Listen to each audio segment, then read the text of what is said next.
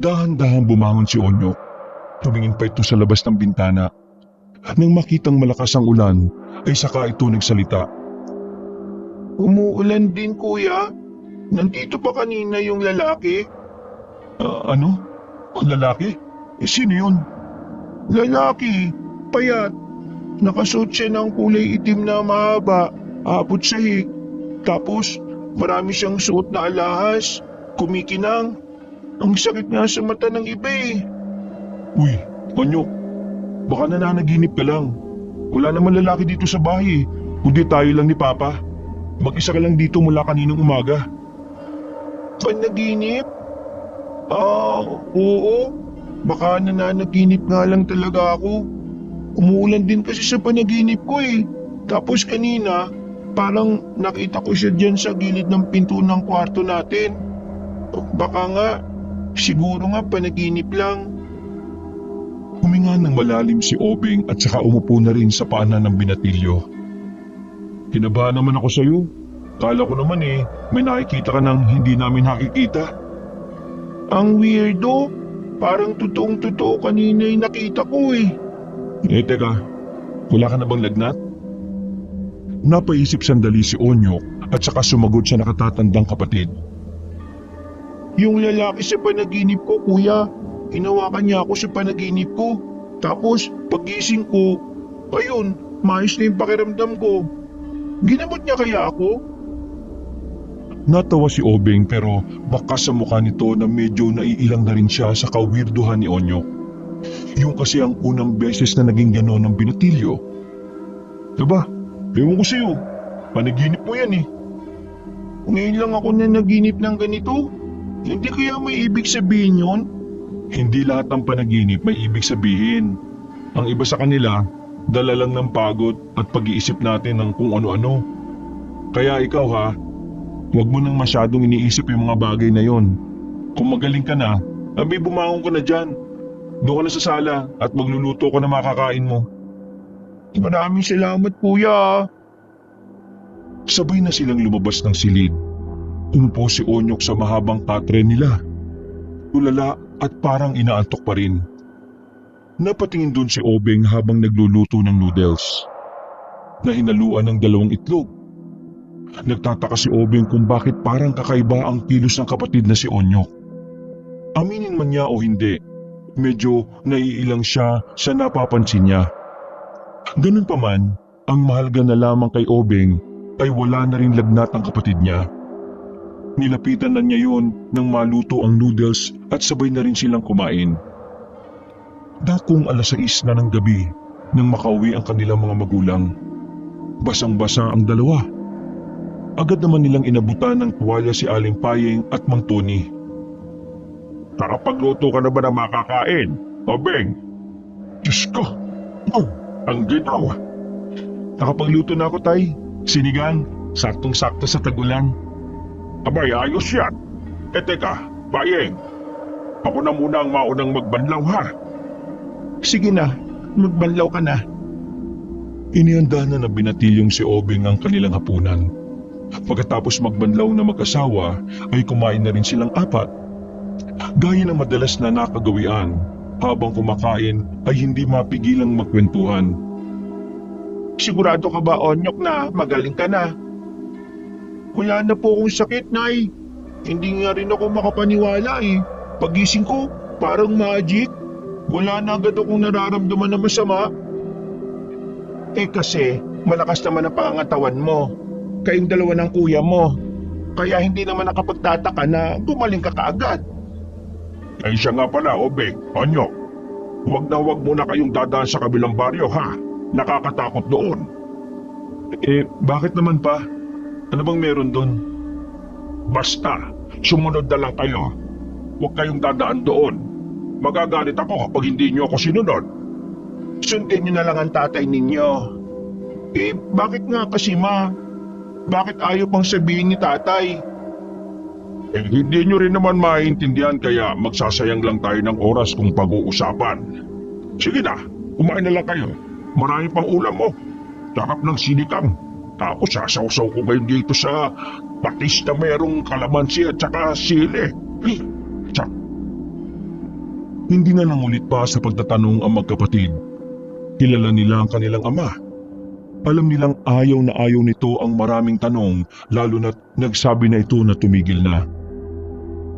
Maayos namang natapos ang kanilang kainan. Ilang oras lang ay naghanda na rin sila sa pagtulog. Malakas-lakas pa rin ang ulan ng mga oras na yon. Sinabayan pa ng malakas na hangin kaya naman sobrang lamig sa paligid ng buong bahay. Sementado ang kanilang bahay, dahilan para hindi sila mabahala na baka matangay sila ng hangin. Magkasama sa isang silid si Obeng at Onyok. Si Obeng ang nasa sahig, si Onyok naman ang nasa papag. Maimbing na sana ang tulog ni Obeng noon, pero pagsapit lang ng 3:00 ng madaling araw, naramdaman niya na wala sa higaan si Onyok. Nung unay inakala niya baka umihi lang. Kaya naman hindi na niya yon pinansin pa. Sinubukan niya makabalik sa pagtulog, pero hindi niya na magawa. Bumangon lang siya para alamin kung nasaan si Onyok. Marahan niyang binuksan ang pintuan ng silid at sumilip sa sala. Kita niya si Onyok na nakasilip sa maliit na awang sa bintana. Marahan na lumapit si Obeng at saka tinanong ang kapatid. Onyok, ano bang ginagawa mo dyan?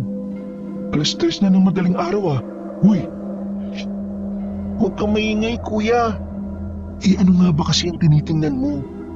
Sumilip ka. Tinapat ni Obeng ang kanyang mata sa siwang ng bintana. Bukas ang ilaw nila sa tapat.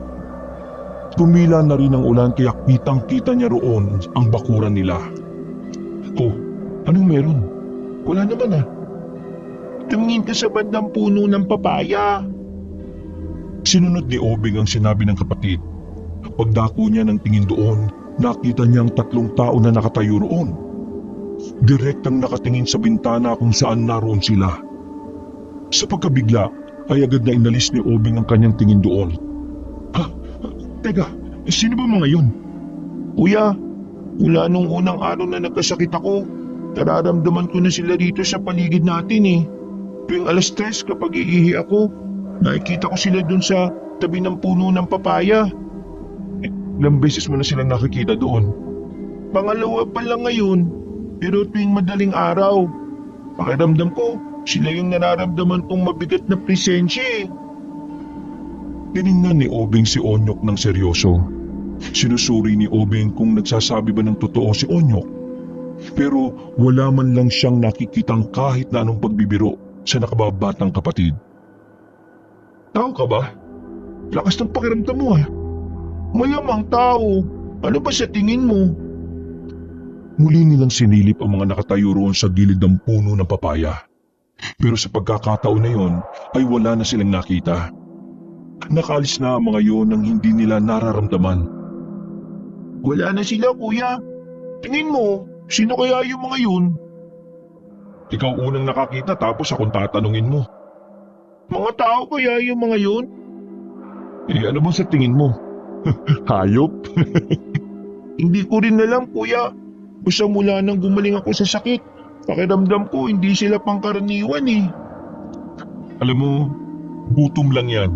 Ilang araw kang walang maayos na kain eh. Gusto mo, kain tayo sa labas? Sa luguan ni Mang Hashira? Baliw ko kuya. Baka malaman nila nanay at tatay na lumabas pa tayo. Pagagalitan tayo. Madaling araw na eh. Hindi naman nila malalaman kung walang magsasabi, di ba? At saka, 24 oras bukas yung lugawan ni Mang Hashira. Tara! Ano? Basta ikaw bahala magpaliwanag kapag pinagalitan tayo ha. Marahan nilang binuksan ng pintuan.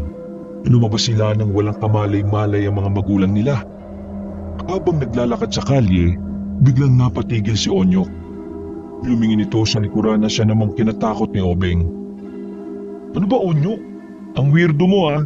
Ano bang nililingon-lingon mo dyan? Hindi mo ba nararamdaman kuya? Parang may sumusunod sa atin eh. Para lang, pero wala naman talaga. May narinig akong yapak ng paa kanina eh. Wala naman akong narinig eh. Guni-guni mo lang yan. Kagagaling mo lang kasi sa sakit, kaya ganyan ka. Tara na. Inakbayan na ni Obeng ang kapatid. Pinilit na lamang niya itong maglakad. Kahit na ang totoo, unti-unti na rin siyang nahihiwagaan sa mga kakaibang kinikilos ng kapatid. Pagdating nila sa lugawan ni Mga Shira, isang Japanese na nakapag-asawa ng Pinay, agad silang umorder ng 2 mangkok ng lugaw. Mga Shira na pogi, 2 nga pong mangkok ng lugaw na may itlog. Napangiti agad ang hapon sa kanilang dalawa, at dahil likas sa mabait si Ashira, dinadagdagan pa nito ang lugaw nila ng karne.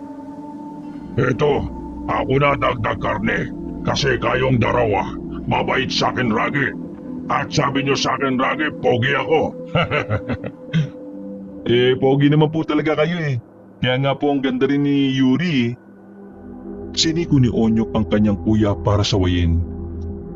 Siguro si Yuri lang talaga gusto mong makita. Sinama-sama mo pa ako. Basta sumakay ka na lang. Hinahanap mo ba, Yuri?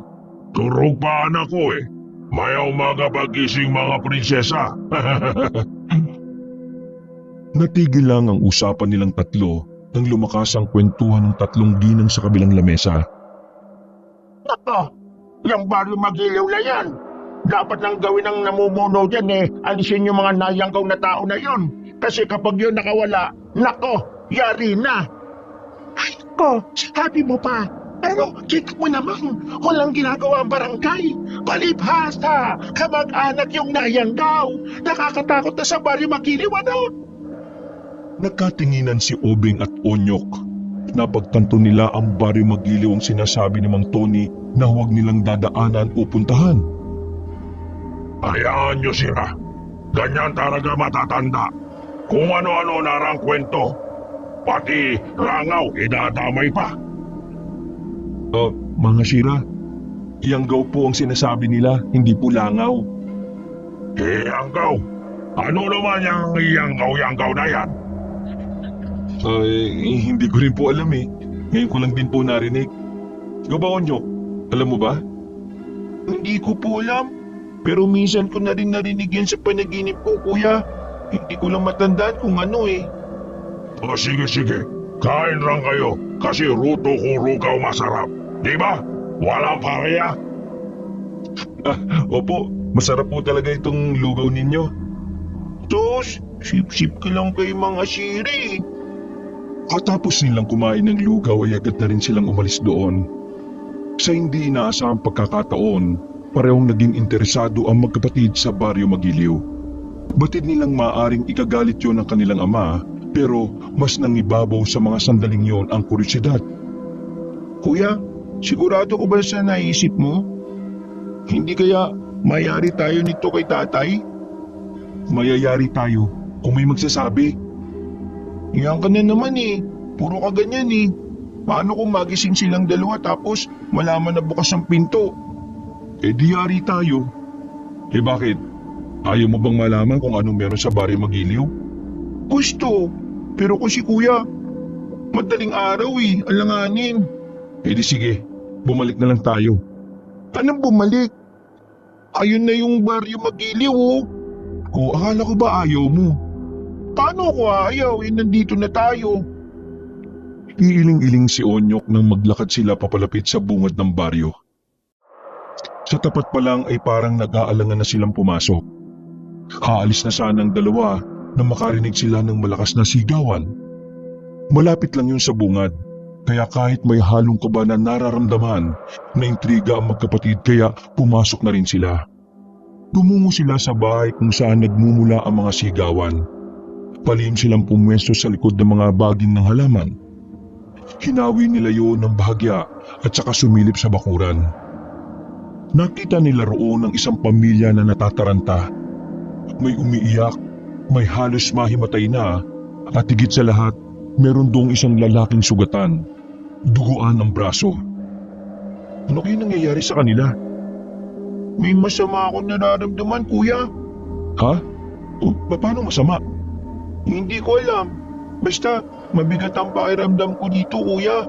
Umalis na. Ha? Natigilan si Onyok sa kanyang pagsasalita na makita ang isang nilalang na lumabas ng pinto. Katawang tao, pero ang mukha nito ay hindi katulad ng sa karamihan. Mahaba ang dila at ang mga pangil nito ay halos 1 pulgada.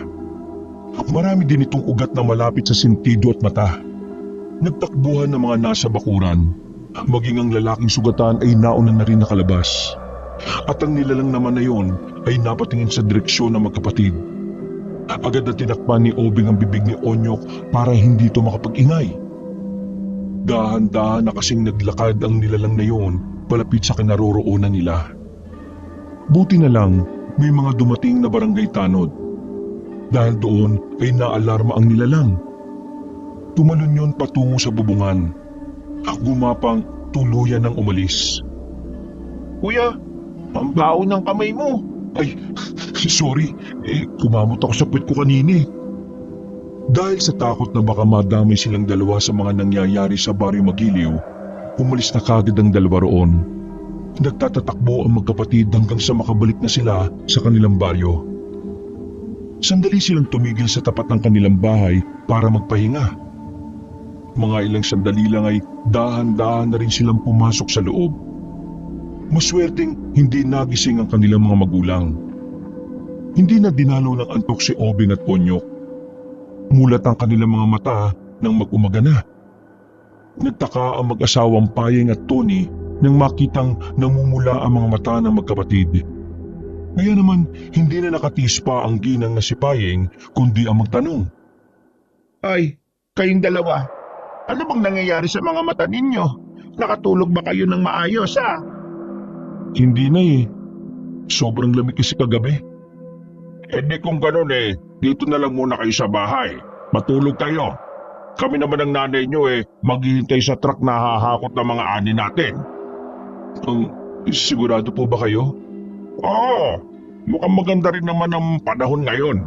Kita mo naman na may araw na sa labas, Nay, Tay, alam niyo po ba kung ano ay yung yanggaw?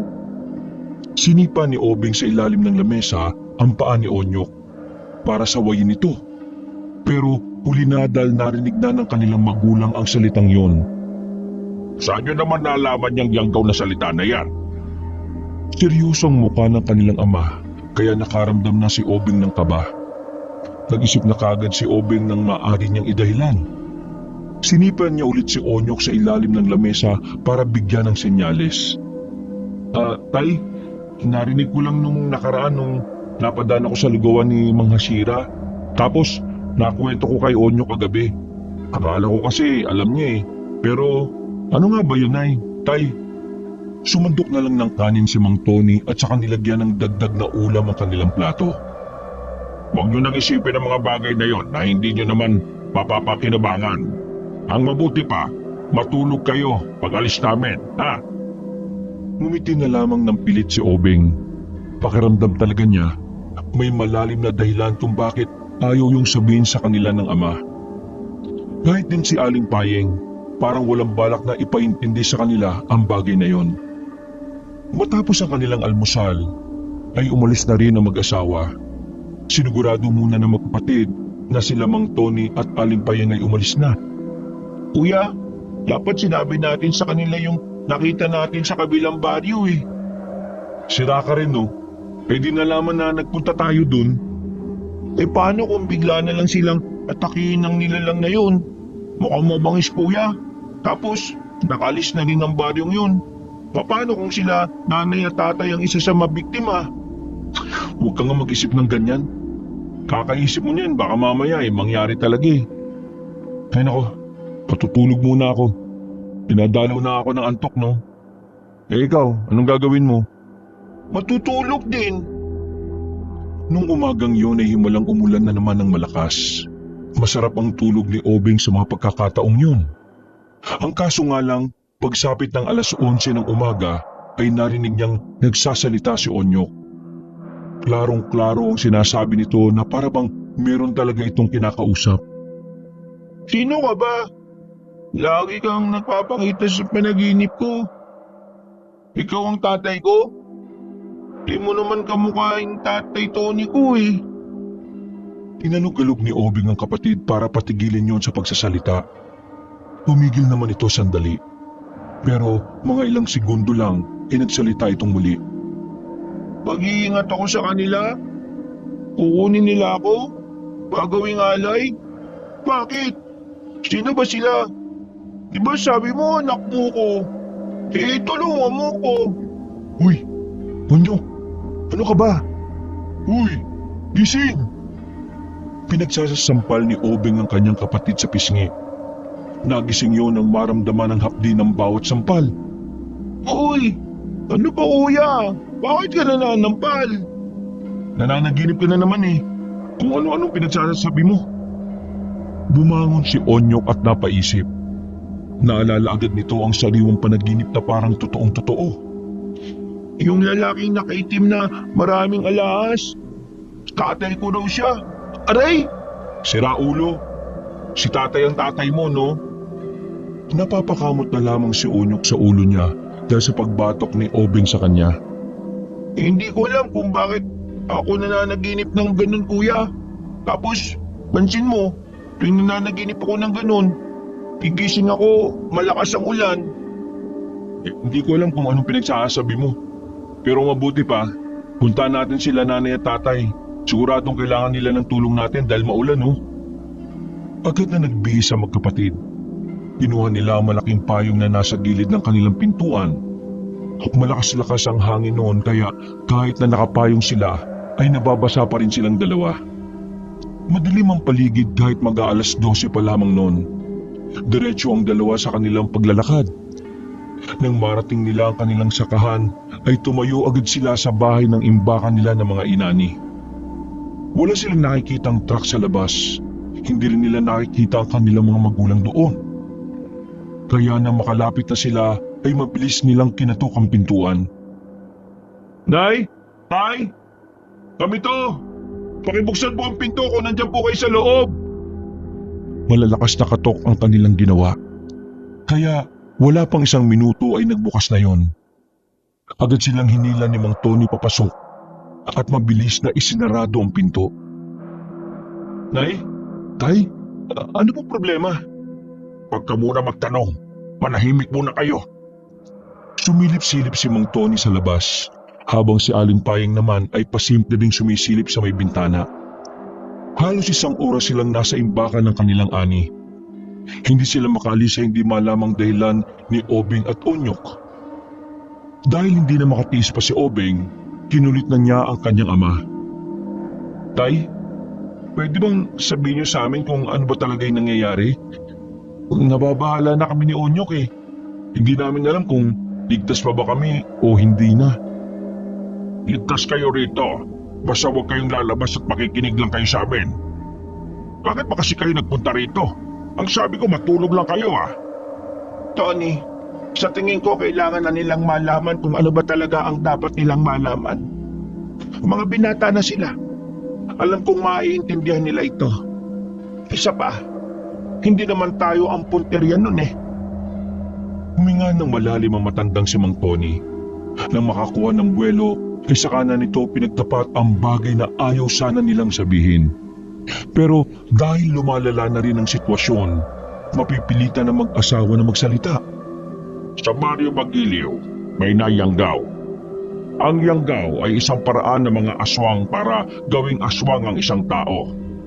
At ang nayanggaw na yon ay nakatakas. Ngayon, nasa baryo na natin. May aswang na sa baryo natin. At kanina, habang nagsasakay kami ng mga ani sa truck, biglang nakita namin sa bukurin ng lalaking aswang. Lumalabas siya kahit na ganitong oras. Mas natakot kami. Nandito lang kami kanina pa sa takot na baka kami ang mapahamak. Aswang? Totoong aswang? Napaisip bigla si Obeng.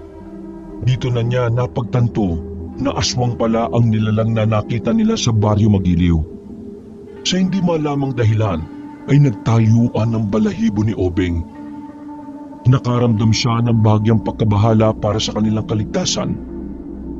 Kung ganon, dapat makaalis na tayo rito. Delikado ang buhay natin dito. Yun nga ang balak natin. Pero hindi hintay muna natin na tumila ang ulan. Mahirap lumabas kung madilim ang paligid. Habang natataranta sila, napansin ni Obeng na tahimik lang si Onyok at parang mukhang malalim ang iniisip. Nilapitan niya ang kanyang kapatid at saka pabulong na tinanong, "Oh, Anong problema? Natatakot ka ba? Kuya, yung sa panaginip ko, O bakit? Ano na naman? ang sabi ng lalaki, lagi kong nakikita sa panaginip ko, aswang daw yung kukuha sa akin eh. Naalala ko na. Hindi ngayong oras ng pagbibiro, Onyok ah. Kuya naman, paniwalaan mo naman ako.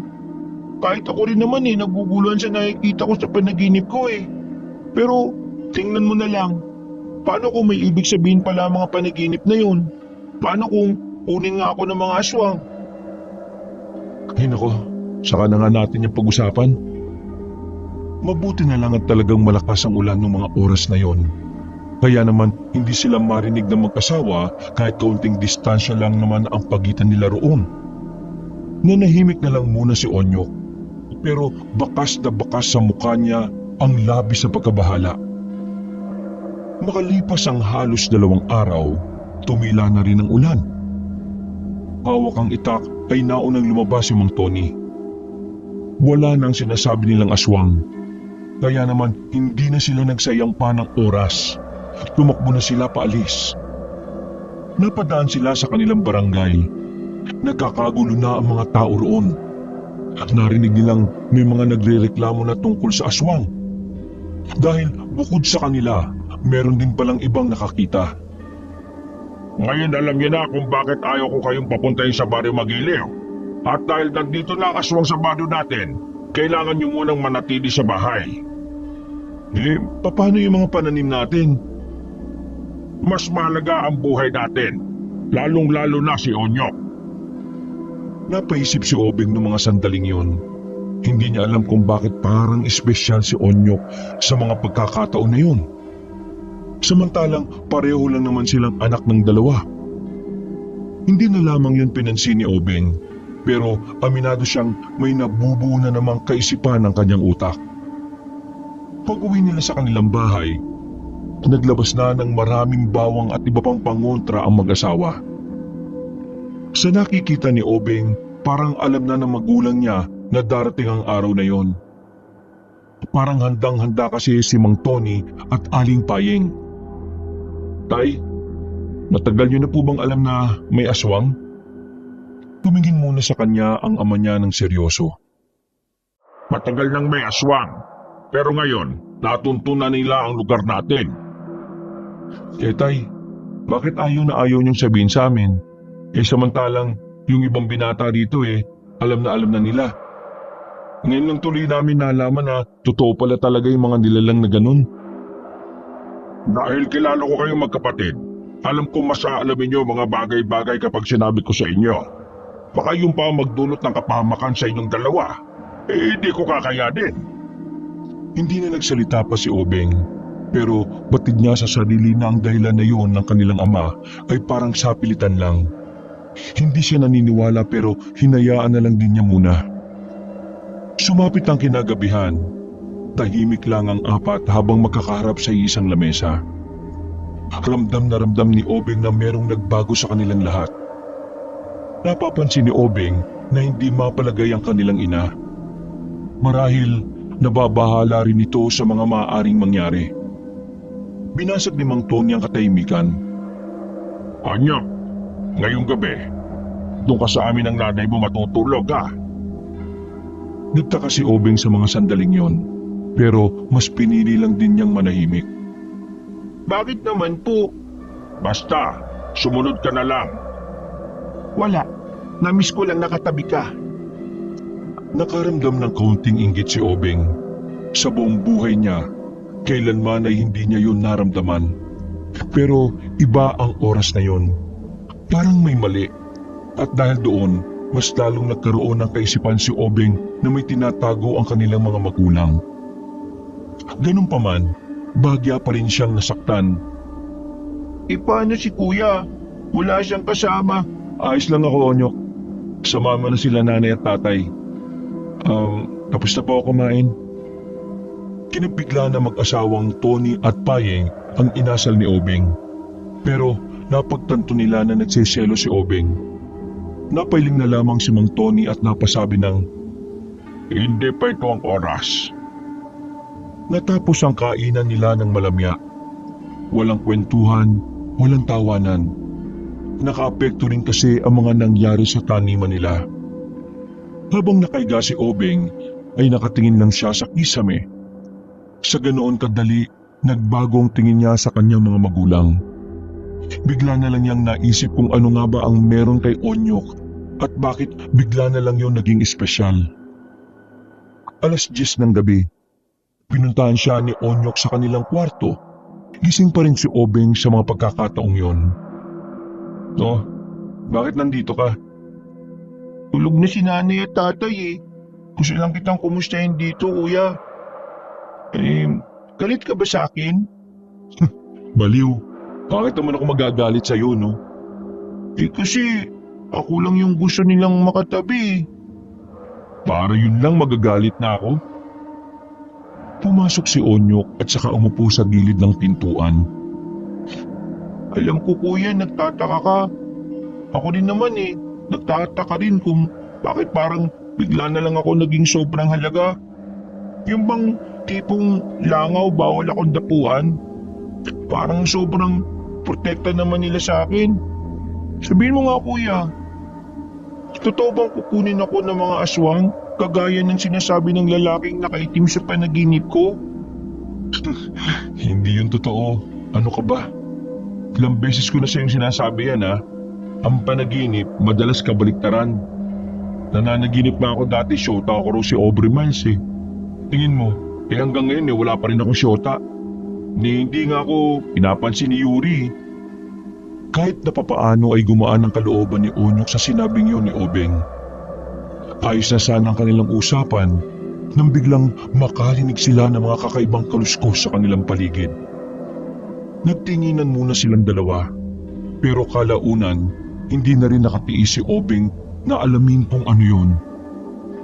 Lumabas sila ng silid, nagtungo sa maliit na sala at sumilip sa siwang ng bintana. Doon ay nakita na naman nila ang 4 na lalaki na sa pagkakataong yon nasa loob na ng kanilang bakuran. Parang nagmamasid ang mga yon. At ang mas kinababahala pa ng dalawa ay naririnig nilang parang asong umaangil ang 4. "Onyok, palagay ko, aswang ang mga ito." Bakit aswang? Akala ko ba isa lang ang aswang sa baryong Magiliw? Hindi mo ba naisip na kaya may niyanggaw, may nangyayanggaw, may iba pang aswang? Hindi makapaniwala si Onyok sa kanilang nakita. Mabuti na lang, naglagay sila ng mga bawang sa bawat kanto ng kanilang bahay. Nang mapansin nila na lalapit sa bintana ang mga yon, umupo na sila at sumandal sa dingding. "Huwag kang maingay."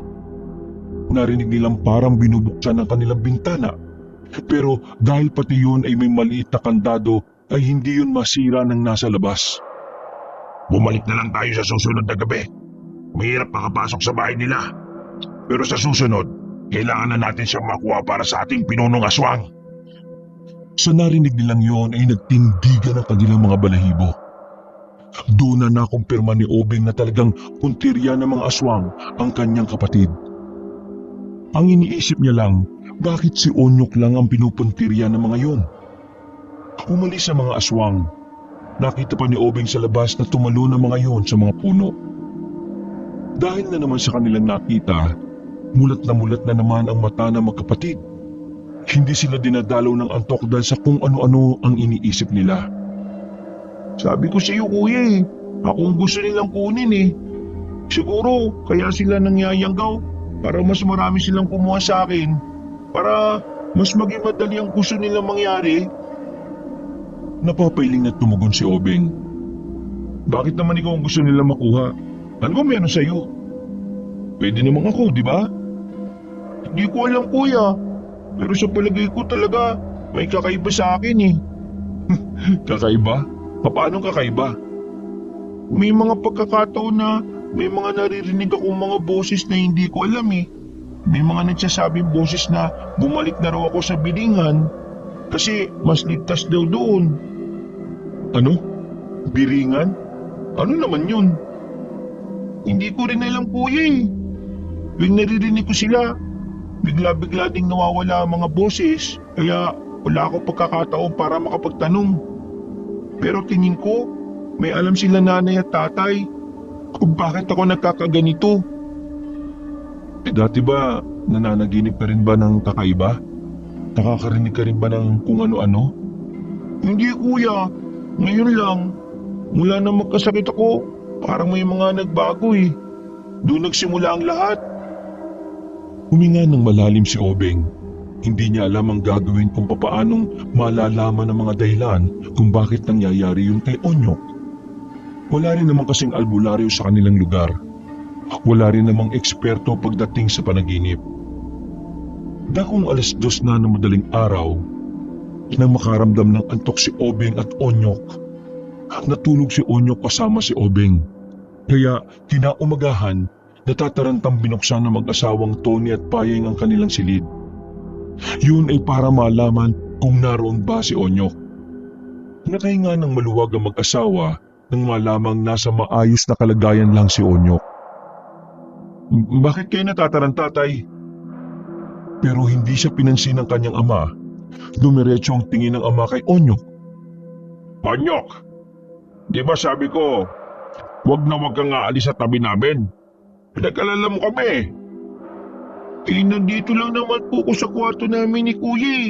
Hindi naman ako lumalabas. Kahit pa, magmula ngayon, dapat kung saan ka pupunta, magpaalam ka dapat sa amin. Naintindihan mo ba? Ano po bang nangyayari?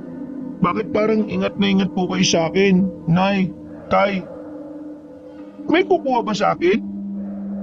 Sandaling natameme ang mag-asawa dahil sa tanong na yon. Hindi nila alam ang sasabihin kay Onyok.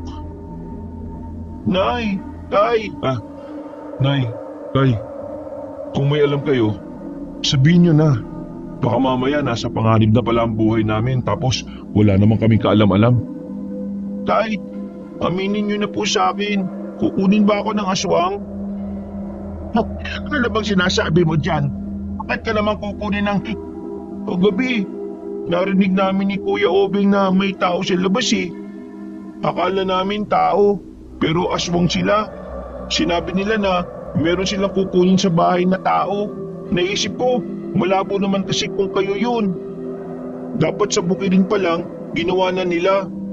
Malabo rin naman si Kuya kasi kung si Kuya, dapat pinuntahan na nila sa bintana. Kasi nakabukas lang naman ang bintana sa kwarto namin eh. Kaya ang iniisip ko, baka ako ang tinutukoy nila. Walang kukunin dito. Tay, nananaginip ako. At ngayon, malinaw na ang panaginip ko. Nakakita ako ng mga engkanto sa panaginip ko.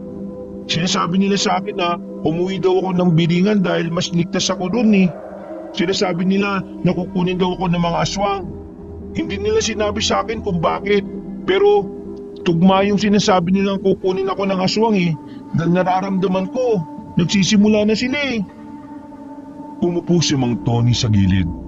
Nakaramdam ito ng kaunting pagkahilo. Hindi ko inakala na madaling maintindihan ni Onyok ang lahat. Nakatayo lang si Obeng sa gilid at naghihintay sa mga ipagtatapat sa kanila ng mga magulang. Dahil pakiramdam niya ay meron talaga silang malalaman sa umagang yon. Kay, sabihin niyo sa akin, anong klase ba talaga akong tao? Ano pong hindi ko alam sa sarili ko? Tony, sabihin na natin kaya. Ganon din naman eh. Malalaman at malalaman niya dahil tumatagal, nangyayari na ang ayaw natin mangyari para sa kanila. Ipagtatapat ko ang tungkol sa katauhan mo, Onyok. Pero ipangako mo sa akin na iintindi mo ng maigi kung bakit naman ito tinatago sa iyo. Hindi tumugon ng binata. Tulad ni Obeng, tahimik lang din itong naghihintay. Humugot ng malalim na paghinga si Mang Tony. Nababahala ang mukha nito. Hindi ka talaga namin tunay na anak, Onyok. Nung 2 kaarawan ni Obeng, nagpunta kami sa gubat para mag-picnic. Ganun lang namin dinaos ang okasyon na yon at nang pauwi na kami, bigla na lamang bumagsak ang malakas na ulan. Hirap na hirap kami sa kagubatan dahil madulas. Sa kalalakad namin, isang puting bagay ang natagpuan namin. Kinatok namin yon para humingi ng tulong kasi si Obeng noon halos naninigas sa sobrang lamig. Pero wala namang nagbubukas. Kaya ang ginawa namin, tinulak na lang namin ang pinto. Laking pagtataka namin ang bukasyon. Pagpasok namin, isang babaeng naghihinalo ang dinatnan namin. Sa gilid niya ay isang sanggol. Nakiusap sa amin ng babae na kunin ang sanggol. Naawa kami, kaya sinunod namin siya. Bago siya malagutan ng hininga, sinabi niya sa amin na kapag may dumating mula sa biringan para kunin si Onyok, ibibigay namin siya dahil doon ang tunay niyang tahanan. Lumabas kami ng bahay na yon nang tumila ang ulan. Himala na hindi na rin kami giniginaw noon. Nang mas nakapagtataka pa, paglingon namin, wala na yung puting bahay.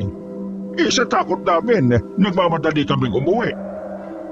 Mula noon, inalagaan ka namin, Onyok, na parang tunay naming anak. Katulad ng pagmamahal namin kay Obeng. Ganon din ang binigay namin para sa iyo. Napapailing si Onyok sa kanyang mga naririnig. Hindi siya makapaniwala na hindi pala totoong magulang niya ang mga nakasama niya sa maraming taon. Ang tunay niya palang ina ay matagal nang wala. Hindi niyo ako anak. Iba ang nanay ko. Nasaan ang tatay ko? At anong piringan na sinasabi niyo? At ang sinasabi ng mga naririnig kong boses? Onyok, anak.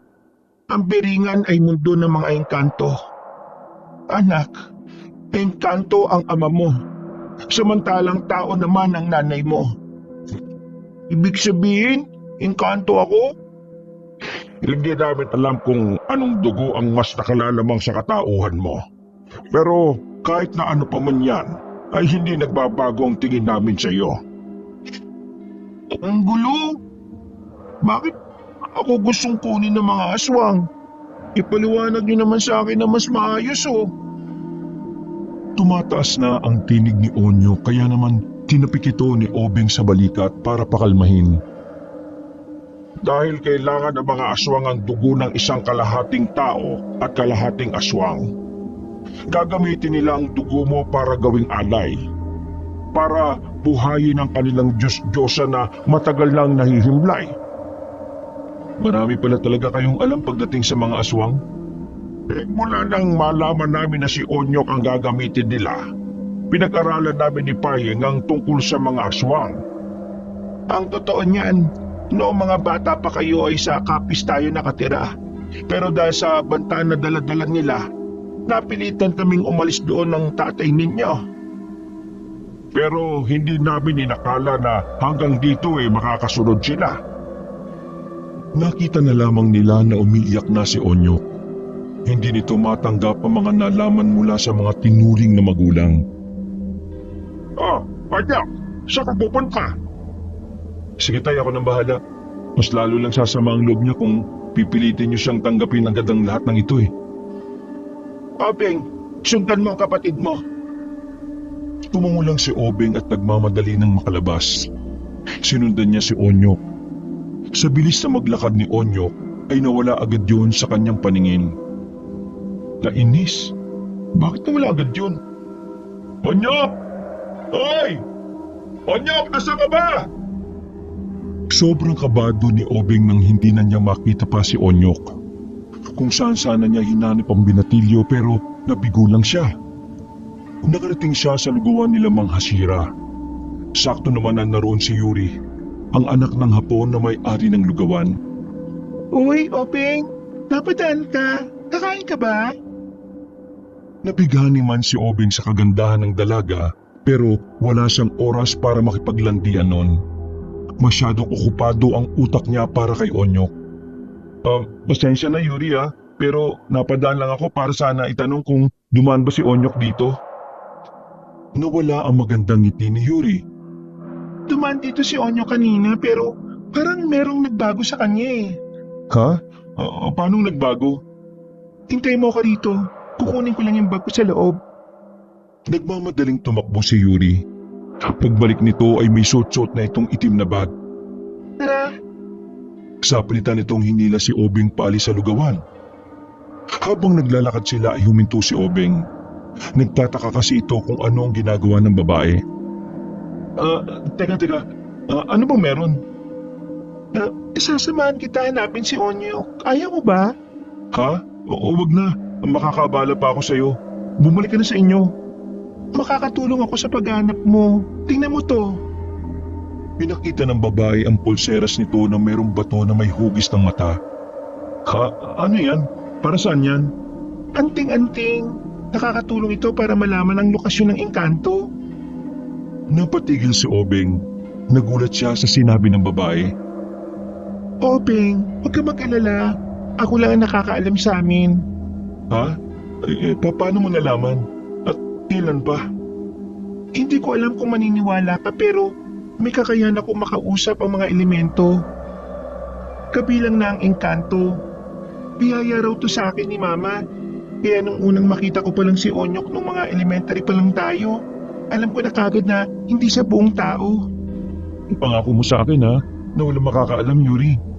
Huwag kang kabahan. Wala naman makakaalam eh. Matagal ko nang alam pero hindi naman kumalot, diba?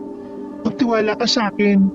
Tara na, hanapin na natin ang kapatid mo bago pa siya makuha ng mga aswang. Alam mo rin yung tungkol sa pagnanais sa mga aswang na makuha siya? Oo, pero kanina ko lang nalaman. Narinig ko usapan niyo kanina eh. Ha? Nasa bahay ka kanina? Oo, magbabayad lang sana ako ng utang ni Papa kay Mang Tony. Napapailing na lamang si Obeng dahil sa mga natutuklasan niya. Hindi niya inakala na pati ang tahimik na babaeng si Yuri ay mas may kaalaman pa pala sa kanya sa mga nangyayari. Sabay na naghanap ang dalawa.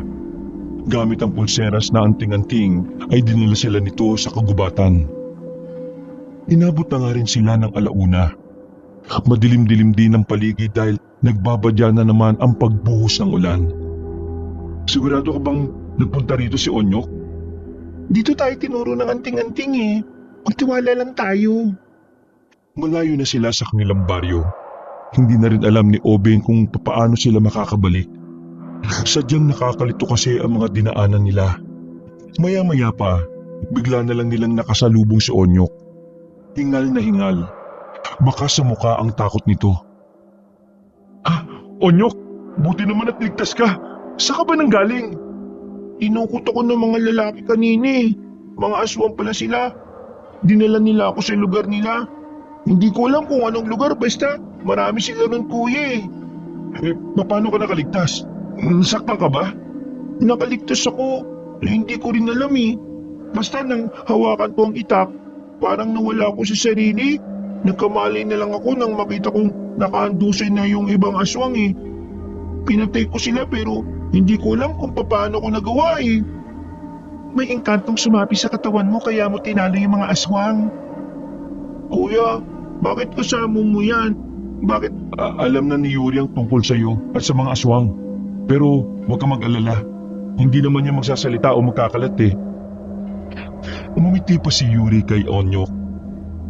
May sumapi sa akin na engkanto. Ibig sabihin, yung mga engkanto, kakampi ko. Hindi natin sigurado pero sa palagay ko, dahil ayaw nilang maging alay ka, kaya kanila tinulungan. Bakit marami kang alam?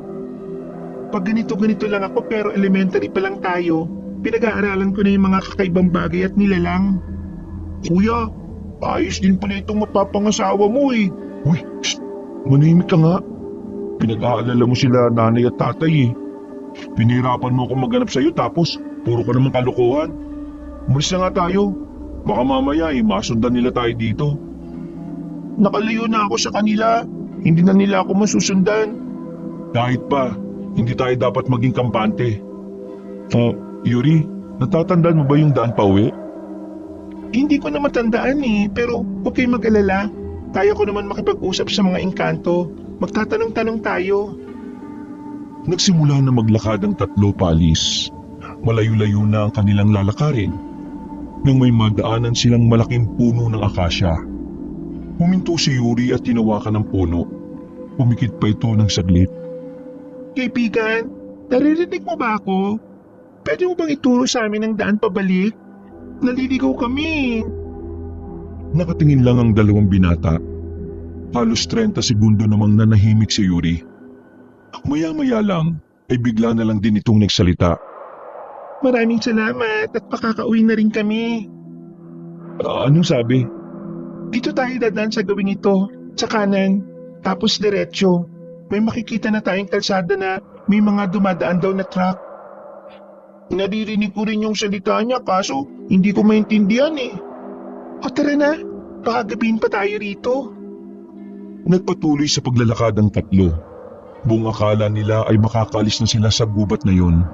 Pero ang hindi nila alam, pinaglalaroan sila ng engkanto na napagtanungan nila. Dahil ang direksyon na kanilang tinatahak ay patungo lang din sa isa pang baryo ng mga aswang. Inabot na tayo ng alas 5 rito. Malapit nang sumapit ng gabi, pero nandito pa rin tayo sa gubat. Tama ba sinabi ng engkantong yon? Ay nako, nakakainis. Mukhang napaglaruan tayo. Napaglaruan? Bakit? Ibang direksyon ang tinuro sa'yo? Parang ganun na nga. Ay naku naman, pambihira naman oh. Pero hindi bale. Diretsuin na lang natin to. Baka may makita pa tayong daan. Walang ganang naglakad ang tatlo hanggang sa inabot na sila ng dilim. Narating nila ang isang maliwanag na baryo na nung una inakala nila na pangkaraniwang baryo lang yon. Lalapit sana sila roon pero iba ang naramdaman ni Onyok. Wag, hindi tayo pwedeng pumasok dyan. Oh, bakit? May nararamdaman ka mang masama? Mabigat ang pakiramdam ko. Gaya ng pakiramdam ko kapag nasa bakuran natin yung mga aswang. Kaya, ibig sabihin lang nito, mga aswang ang nandyan sa baryo na yan. Nalinti ka na. Ay naku, nakakapisi talaga yung kanto na yun, no? Ipapahamak niya tayo. Isang patunay lang yan na hindi lahat ng nakakausap mo matino. Huwag kayong maingay, may paparating. Sabay-sabay na tinikom ng tatlo ang kanilang mga bibig. Ilang sandali lang, may nakita na silang tatlong lalaki na may bitbit na isa pang lalaki na walang malay. Yung mga yan, mga aswang yan, yung bitbit nila, hapunan nila. Ganyan talaga ang buhay nila. Kumakain talaga sila ng tao. Oo, kaya wag na wag tayo magpapahuli kasi kapag nahuli tayo, baka sabay-sabay tayong litsunin. Hindi ako malilitsyon kasi ako ang alay nila eh. Nang makalayo ng tatlong aswang, ay sinimulan na rin ng tatlo na umalis. Marahan ang bawat lakad nila. Dahil nasa kilos nila nakasalalay ang kanilang magiging kaligtasan. Nagawa nilang lagpasan ang baryong yon. Pero ang hindi pa nila alam, sa daan na kanilang tinatahak ay may mga makakasalubong din silang mga aswang. Tago, bilis! Hinila ni Obeng ang dalawa na makitang may mga grupo ng kalalakihan na paparating. May mga bitbit na malalaking lampara at may mga hila-hilang tao na wala ng buhay. Kitang-kita nilang tatlo ang pangit at nakakatakot na mukha ng mga yon. Walang lalabas hanggat hindi ko sinasabi. Putik, nasa na? Nakita na lang niyang naglalakad na palis ang dalawa. Naiwan siyang nagtatago doon. Inis na inis si Obeng. Pero wala siyang magawa dahil kapag gumalaw siya, mas madali na siyang maririnig ng mga aswang. Pero sadyang matigas ang kanyang ulo. Pinilit niya pa rin gumapang para sundan si Onyok at Yuri.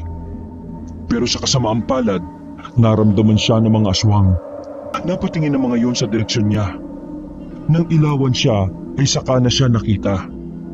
Kaswal na tumayo si Obeng, sabay sabing, O, kumusta? Sarap ng hapunan natin ah. Nang biglang umangil ang mga aswang, ay nakaramdam na ng takot ang binata. Dahilan para simulan na rin niyang tumakbo. Halos madapa-dapa siya nang maabutan niya si Yuri at Onyok. Pagtingin nila sa kanilang likuran, ay sumusunod na sa kanila ang grupo ng mga aswang. Bisit kayo, bakit niyo naman ako iniwan? Sumunod lang din naman ako kay Onyok eh. Hindi nagsasalita si Onyok ng mga sandaling yon. Seryoso lang yon habang tumatakbo sila. Pero mga ilang sandali lang ay nabigla sila nang huminto si Onyok. Bigla na lang pinutol ni Onyok ang sanga na nakalaylay. Hinarap niya ang mga aswang, hawak-hawak ang sanga na yon. Uy, Onyok, anong gagawin mo ha? Nababalik ko na ba? Hindi mo kakayanin yan. Uy, tara na! Sandali, hindi na si Onyok yan. May nakasabi na sa kanya mga engkanto. Ha? Na naman? Tinutulungan siya ng ibang engkanto. Kailangan natin magtiwala.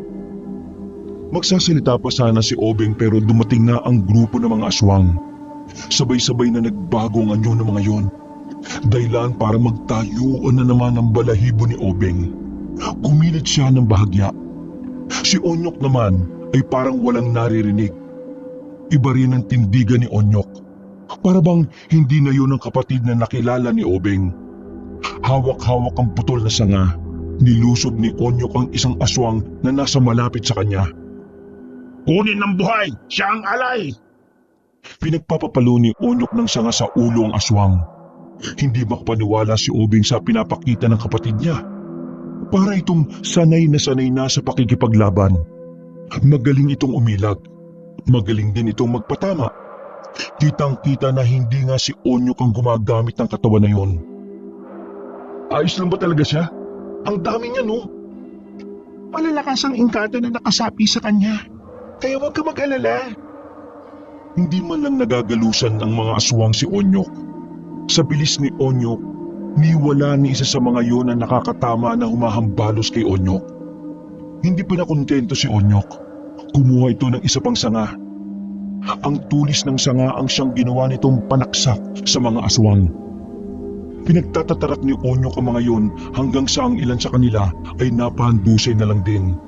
Maging ang mga aswang na yon ay nabigla rin sa kakaibang galaw ng binatilyo. Tatakas pa sana ang mga natitirang aswang pero hindi yung pinatawad ni Onyok. Hinabol pa rin yun ng binatilyo. At saka pinagpapapas lang gamit lang ang hawak nitong matulis na sanga. Nang sundan nila Obeng, naabutan nilang nakahandusay na ang mga aswang. Habang si Onyok naman ay nakatayo lang at parang wala man lang itong reaksyon sa mga nangyayari. Onyok, huy, naririnig mo ba ako? Ikaw na ba yan? Tumingin lang sa kanila si Onyok. Mga ilang sandali lang ay bigla na lang itong nawalan ng malay. Nasa ni Obeng ang kapatid ng bumagsak ito. Binuhat nito si Onyok at inilayo sa mga bangkay na ng aswang. Naganap sila ng maayos na lugar kung saan iniga muna nila ang binatilyo. Yuri, ayos lang mo si Onyok? Siguro naman ayos lang siya. Ay, kainis naman oh. Dapat ako na lang ang sinapian eh. Mahina katawan nito eh. Paano ikaw ang sasapian? Wala namang pakialam ang mga engkanto sa iyo eh kasi wala ka naman dugong engkanto. Eh anong gagawin natin ngayon dito? Hintayin lang natin siya makapagpahinga. Siguro ay naubos ang lakas niya dahil 2 beses na siyang nasaniban ng engkanto eh. Kahit na may dugo siyang engkanto, hindi pa rin ibig sabihin nun na kaya na niya kaagad. Pero ang malaga lang nito, natalo niya ang mga aswang. Oo, pero bitbitin mo na siya. Hindi tayo dapat magtagal dito. Ilang metro lang ang layo ng baryo ng mga aswang mula rito sa kinalalagyan natin. Hindi malabong matagpuan nila tayo kaagad dito. Nagmamadaling binuhat ni Obeng ang kanyang kapatid. Pinasan niya ito sa likuran at agad na naglakad paalis. Nagkaroon sila ng pagkakataon na makapagpahinga sa gilid ng isang ilog na may malakas na agos. Maya-maya lang din ay nagkaroon na ng malay si Onyok. Parang wala lang nangyari. Bumangon lang ito na parabang natulog lang ng ilang minuto. Naubos ko na ba yung mga aswang? Oh, alam mo yung mga nangyari? Akala ko ba sinasapian ka ng mga engkanto laban sa mga aswang na yun? Kaya nga, pero nakikita ko yung nangyayari. Pero parang panaginip lang siya. Ngayong gising ka na, pwedeng-pwede na tayong umalis. Hindi pa pwede. Ano ba pinagsasabi mong hindi? Kailangan na natin makalis dito kasi kapag nagkataon, pwede ba tayong mamatay dito? Hindi tayo pwedeng umasa sa mga engkanto na yan kasi pinahamak na nga tayo ng isa eh. Tama ang kuya mo. Mas mainam na umalis na tayo. Kahit na umalis tayo at makabalik sa baryo natin, wala pa rin namang magbabago eh. Hahanapin pa rin nila ako para ialay. Kung gano'n lang din naman kuya, hindi na ako babalik sa atin para walang madamay na iba. Nagtitiwala ako sa mga engkantong tumutulong sa akin.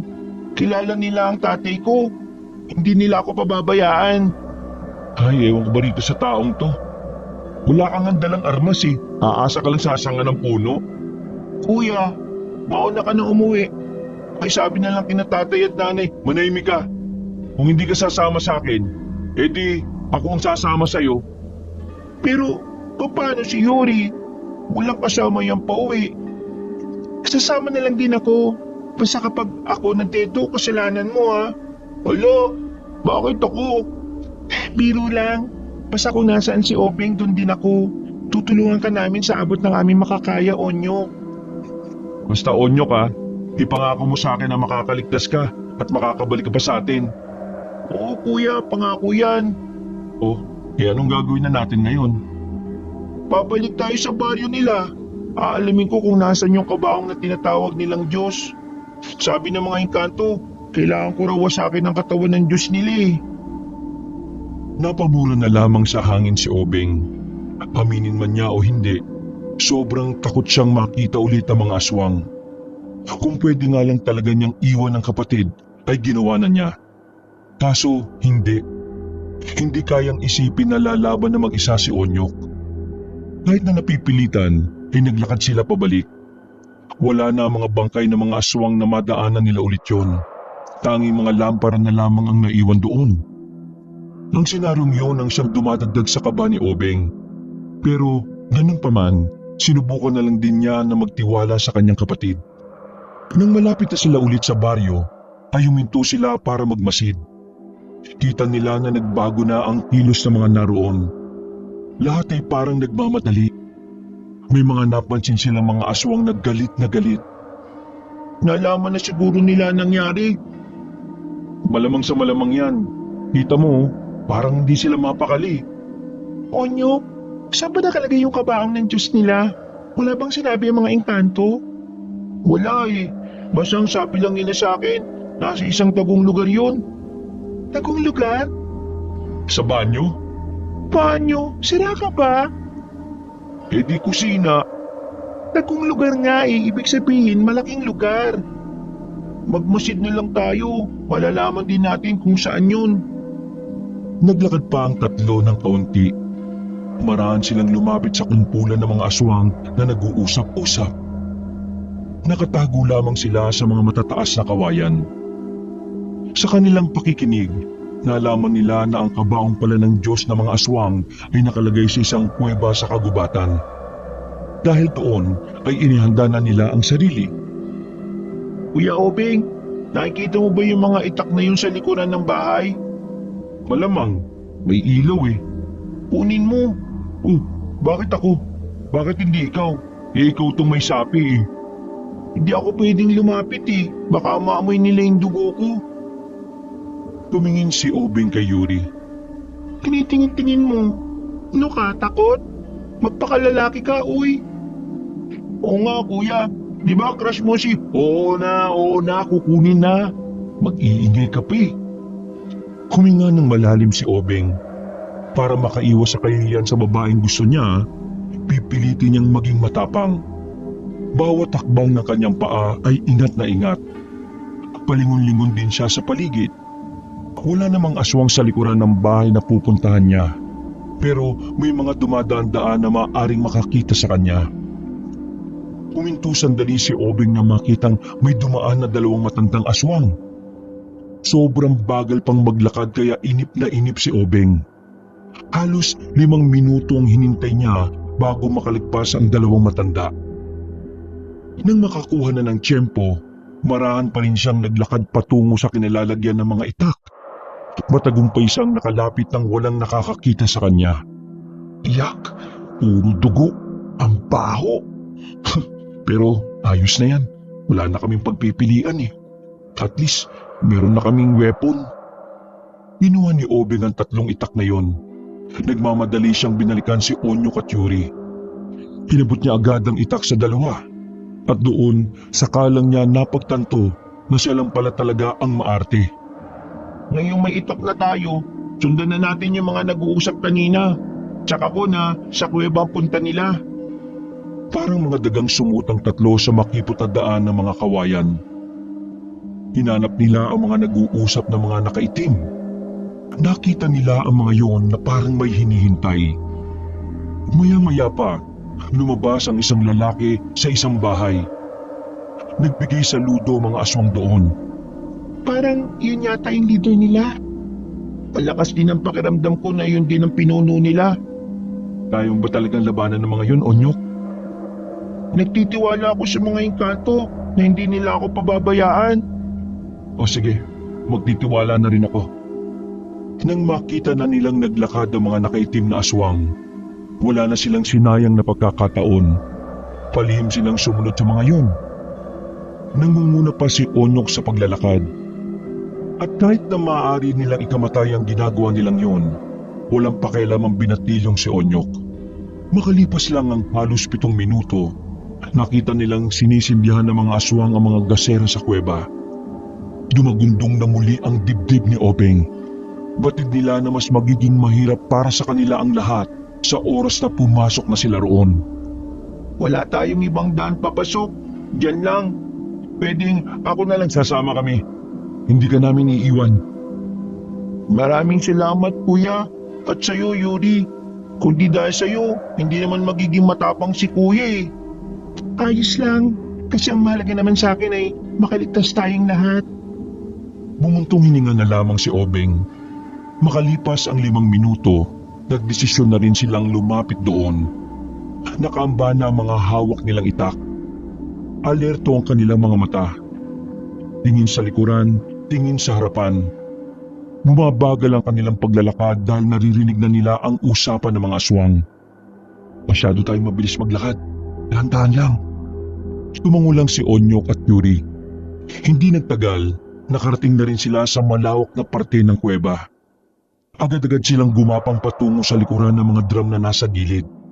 Nakita nilang naroon nga ang kabaong na nakaharap pa sa isang malaking dibulto ng aswang. Naririnig din nila ang mga aswang na parang nagsasagawa ng kakaibang dasal na di nila maintindihan.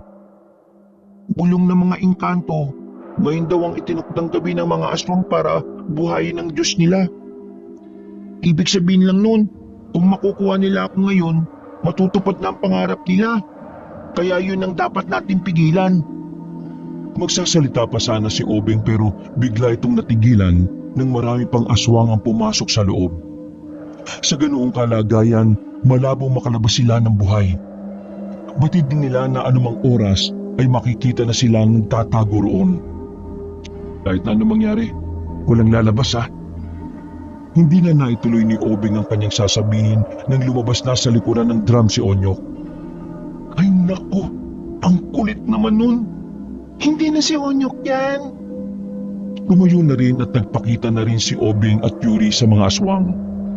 Sabay-sabay na umangil ang mga aswang na parang asong baliw. Lumapit sa kanila ang pinuno ng mga aswang na sa kanilang pagkakarinig ay Amil ang pangalan. Ha! Tingnan mo nga naman. Hindi na kami pinahirapan ng tadhana. Halay na ang lumalapit sa aalayan. Nakatayo lang si Onyok sa harapan nila. Hindi yung tumutugon kay Obeng kahit ilang beses itong tawagin. Ikaw ang tao na may dugong engkanto. Ang dugo na kailangan namin para mabuhay ang Panginoong Abukay ay magmumula sa iyo. Sumilay ang kakaibang ngiti sa mukha ni Onyok. Dahilan para magtaka ang mga aswang. Hindi ako papayag na gamitin niyo ang anak ko para sa kasamaan ninyo. Ganun pa rin ang boses ni Onyok pero parang ibang tao na ang kanilang nakikita. Malakas ang kutob ni Obeng at Yuri na ang engkantong nakasapi na sa katawan ni Onyok ay ang mismong ama nito. Sino ka? Umalis ka sa katawan ng alay namin. Huwag mo akong utusan dahil mas mataas ako sa iyo. Winasiwas ni Onyok ang itak at sakay sa isang inatake ang mga aswang. Laking gulat ni Obeng na halos tumulo na ang laway niya dahil sa nakikita. Minamani-mani lang ni Onyok ang tumpok ng aswang. Habang silang dalawa ni Yuri ay parang nanonood lamang sa gilid ng pelikula. Walang ya, ang galing ni Onyok. Nang nakasapi sa kanya, baka yun ang ibig mong sabihin. Hinigit ni Obeng si Yuri nang makitang may lumapit sa kanilang aswang. Walang pagdadalawang isip na tinagayo ni Obeng. Tinamaan ng aswang kaya napaatras yun. Hanggat kasama mo ko, tandaan mo, lagi kang nasa panganib. Ha? Ano? Ang ibig kong sabihin, lagi kang ligtas. Muli nilang binalikan ng tingin si Onyok. Sandali lang silang nalibang. Pagtingin nila ay nalagis na agad ni Onyok ang mga aswang. Ang natira na lang doon ay ang aswang na si Amil. Maging ang leader ng mga aswang ay takot na dahil sa mga nasaksihan. Brutal kasing pinagpapapas lang ni Onyok ang mga aswang na naroon. Ikaw, tapusin mo na ngayon! Baka naman pwedeng pag-usapan yan. Pwede naman din. Pinukul ni Onyok ng itak sa ulo ang aswang na yon. Agad nitong binunot ang itak at saka lumapit na sa kabaong. Kung sino ka man na gumagamit ng katawan ng kapatid ko, kakampi kami ha. Hindi kami kalaban ha. Tumingin lang sa kanila saglit si Onyok. Binuksan na rin nila ang kabaong. Bumungad sa kanila ang isang aswang na himalang hindi inaagnas ang katawan. Nagulat na lang si Obeng at Yuri nang biglang pinagtatataga ni Onyok ang katawan doon. Hindi pa ito nakontento. Siniliban pa nito ng gasera. Nang masunog na ang katawan ng Diyos ng mga aswang, nilisan na rin nila ang kuweba. Dumaan sila muli sa baryo. Pero mga nakahandusay na rin ang mga naroon. Tumigil sa paglalakad si Onyok. Bigla na lang itong nawalan ng malay. Mabuti na lang ay nasa luyo ni Obeng. Binuhat niya si Onyok paalis doon. Mag-uumaga na makabalik na sila sa bahay. Iyak ng iyak si Aling Payeng at Mang Tony. Lalo na nang hindi pa rin nagigising si Onyok. Makalipas ang 1 linggo, wala pa ring malay si Onyok. Kung sino-sino mga albularyo mula sa probinsya na ang kinausap nila. Pero walang magawa ang mga yon. Buhay si Onyok pero hindi naman ito dumidilat. Isang hapon, habang binabantayan yun ni Obeng at Yuri, bigla na lang bumangon si Onyok. Nakabalik na ito sa sariling katinuan. Onyok, ikaw na ba yan? Kuya, pumayag na sila. Ha? Anong sinasabi mo? Dinala ako ng tatay kong engkanto sa kaharian nila. Nakiusap ako na gusto kong mamuhay bilang isang tao eh.